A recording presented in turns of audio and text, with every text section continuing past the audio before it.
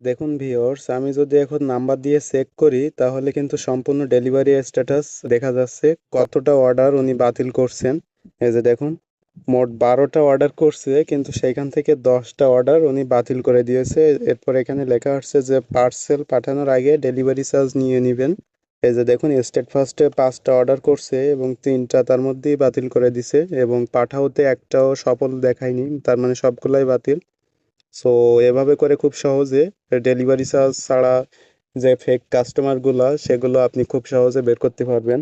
আসসালামু আলাইকুম। অনলাইনে ব্যবসা করেন অথচ পার্সেল রিটার্ন আসে না, এমন মানুষ খুঁজে পাওয়া কঠিন। কাস্টমার অর্ডার করে কিন্তু সময় মতো প্রোডাক্ট নেয় না, এতে ডেলিভারি খরচ তো যায়ই, তার সাথে ব্যবসায়ীর মনোবলও ভেঙে যায়। আজকের ভিডিওতে আমি বলবো কিভাবে আপনি কাস্টমারকে বুঝে নিতে পারেন এবং পার্সেল রিটার্নের ঝামেলা অনেকটা কমিয়ে ফেলতে পারেন।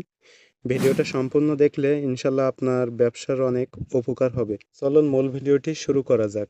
সো এরকম হেল্পফুল ভিডিও কিন্তু আমাদের চ্যানেলে প্রতিনিয়ত আপলোড হচ্ছে। আপনি আমাদের চ্যানেলে নতুন দর্শক হয়ে থাকলে চ্যানেলটি সাবস্ক্রাইব করার রিকোয়েস্ট থাকবে। অলরেডি সাবস্ক্রাইব করে থাকলে অসংখ্য ধন্যবাদ। সো ফেক কাস্টমার আইডেন্টি করার জন্য আপনার ফোনে একটি অ্যাপ্লিকেশন প্রয়োজন হবে। সো অ্যাপ্লিকেশনটি আপনি প্লে স্টোরে এসে লিখে সার্চ করলে পেয়ে যাবেন। আপনি প্লে স্টোরে এসে এখান থেকে ফ্রড চেক বলে লিখে সার্চ করলে অ্যাপ্লিকেশনটি পেয়ে যাবেন। আপনি জাস্ট এখান থেকে অ্যাপ্লিকেশনটি ইনস্টল করবেন।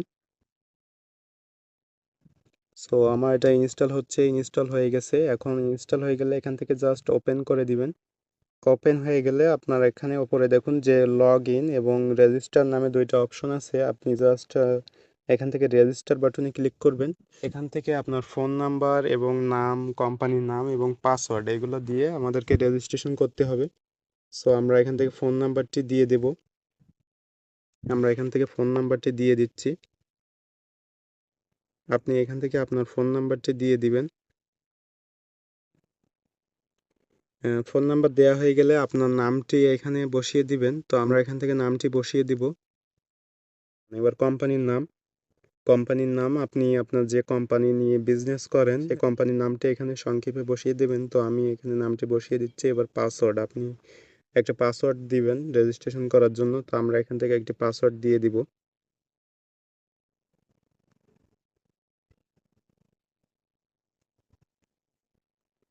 ওকে, সো ফোন নাম্বার, নাম এবং কোম্পানির নাম, পাসওয়ার্ড এগুলো দেওয়া হয়ে গেলে নিচে দেখুন যে রেজিস্টার বলে একটা অপশন আছে, এখানে ক্লিক করে দিবেন।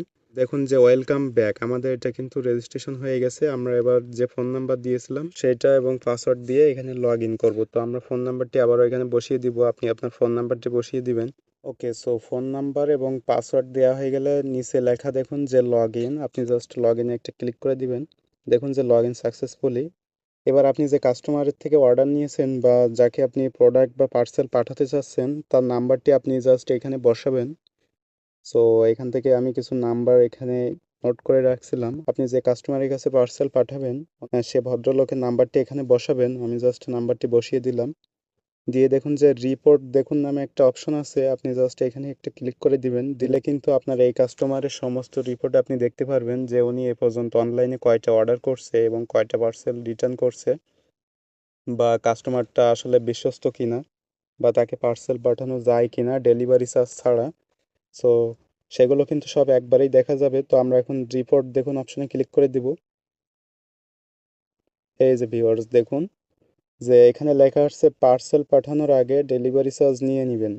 দেখুন একটু স্ক্রল ডাউন করলে উনি এই ভদ্রলোকটি মোট অনলাইনে এই পর্যন্ত 12টি অর্ডার করছে। মোট ডেলিভারি হয়েছে 2টা, অর্থাৎ এই ভদ্রলোকটি অনলাইনে অর্ডার করে মোট পার্সেল হাতে নিয়েছেন 2টি এবং ফেরত দিয়েছেন। এখান থেকে দেখুন যে মোট বাতিল, অর্থাৎ উনি ফেরত দিয়েছেন বা রিটার্ন করছে। তাহলে আপনি বুঝতেই পারছেন যে এই কাস্টমারটা আসলে অনলাইনে শুধু শুধু অর্ডার করে, ডেলিভারি চার্জ দিতে চায় না বা না দিয়ে কিন্তু এভাবে করে অর্ডার করে কোনো পার্সেল নেয় না বা ফেরত দেয়। সো আমরা যদি আরও একটা নাম্বার দিয়ে চেক করি, আমরা আরও একটা নাম্বার নিয়ে আসবো। সো এই নাম্বারটা দিয়ে আমরা এখন চেক করব।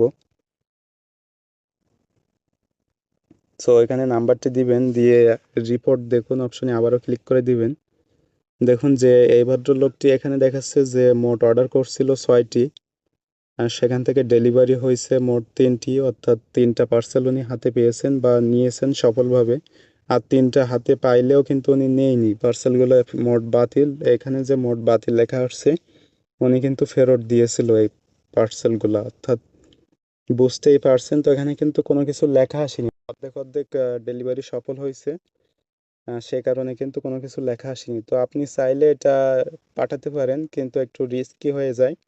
সেক্ষেত্রে হচ্ছে কাস্টমারের সাথে কথা বলে আলাপ আলোচনার মাধ্যমে যে আপনি বলতে পারেন, দেখুন যে ডেলিভারি চার্জ ছাড়া পাঠাচ্ছি, কিন্তু আপনি পার্সেলটা অনুগ্রহ করে রিসিভ করবেন। তাহলে কিন্তু উনি বুঝতে পারবে যে উনি পার্সেল আসলে নেওয়ার মতো হইলে, বা উনি যদি ওনার প্রয়োজনই হয়, আসলেই যদি প্রয়োজন হয়, তাহলে কিন্তু নেওয়ার জন্য চেষ্টা করবে। সেজন্য আপনি এখানে কথা বলে নেবেন তার সাথে। সো আমরা এখন আরও একটি নাম্বার দিব, দিয়ে চেক করব।